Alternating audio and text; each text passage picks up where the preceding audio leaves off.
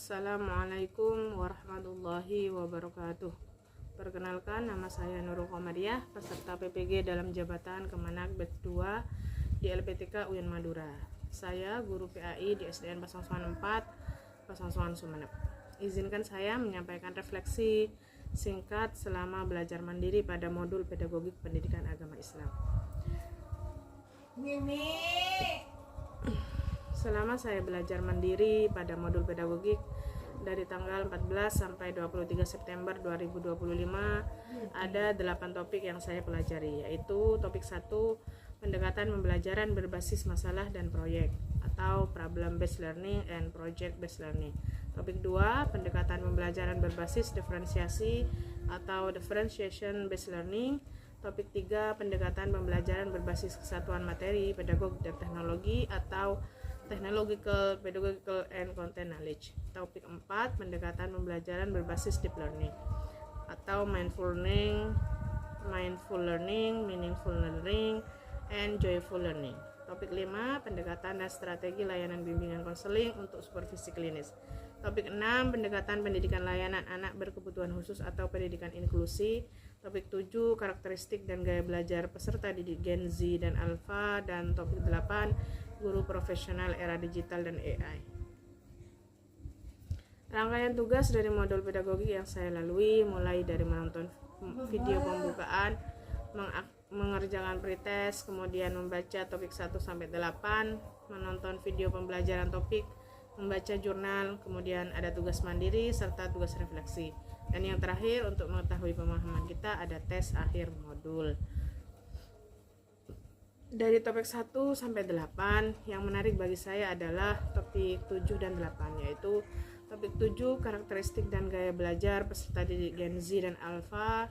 Topik 8, guru profesional era digital dan AI. Dari topik 7 dan 8, saya bisa belajar bagaimana karakteristik dan gaya belajar Gen Z dan Alpha yang sering berinteraksi dengan teknologi digital dan informasi. Generasi yang tidak lepas dengan gadgetnya dan sering aktif di media sosialnya. Sehingga saya sebagai generasi Y bisa beradaptasi dengan generasi Gen Z dan Alpha. Sebagai guru yang menghadapi Gen Z dan Alpha butuh banyak belajar bagaimana menyesuaikan proses pembelajaran dengan era digital seperti sekarang ini.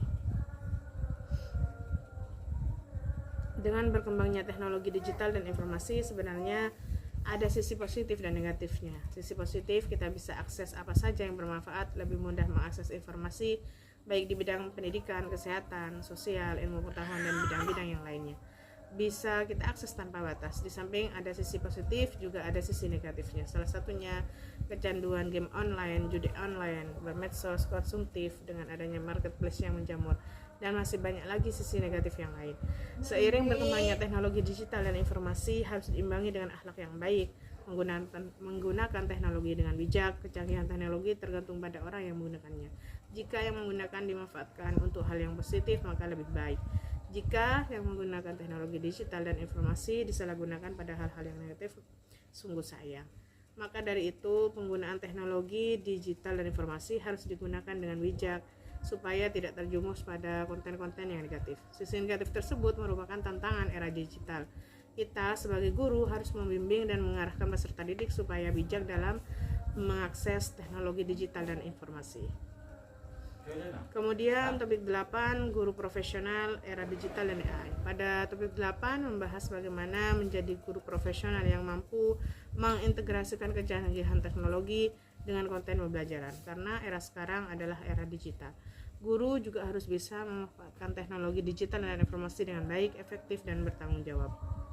Tantangan yang saya hadapi selama belajar modul pedagogik adalah memahami materi topik 1 sampai 8, butuh waktu lebih banyak untuk memahami materi, kemudian membuat tugas mandiri dan refleksi, dan juga tes akhir modul.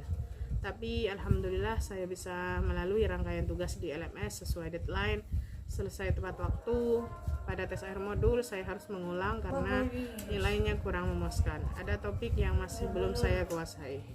Insya Allah kedepannya harus lebih baik lagi dan harus tambah semangat karena masih ada modul berikutnya yang harus saya lalui. Semoga di modul berikutnya bisa lebih baik lagi, amin.